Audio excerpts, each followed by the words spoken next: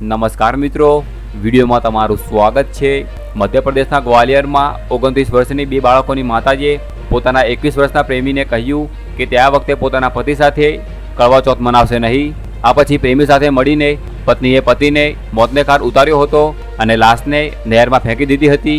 પ્રેમી અને પ્રેમિકાએ પ્લાન કરી હત્યાને અંજામ આપ્યો હતો। જોકે પ્રેમિકાના એક સિમ કાર્ડે આખા રહસ્યમય પરથી પડદો ખોલી દીધો હતો।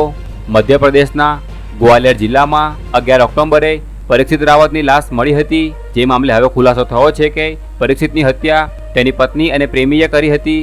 ચિનોર પોલીસ સ્ટેશનને એક નહેરમાં એક યુવકની લાશ મળી હતી। પીએમ રિપોર્ટમાં ખુલાસો થયો હતો કે યુવકનું નહેરમાં ડૂબ્યા પહેલા મોત થયું હતું। યુવકનું ગળું દાબીને હત્યા કરવામાં આવી હતી। પત્ની બસંતી રાવતે પોતાના પતિના ગુમ થવાની ફરિયાદ નોંધાવી હતી।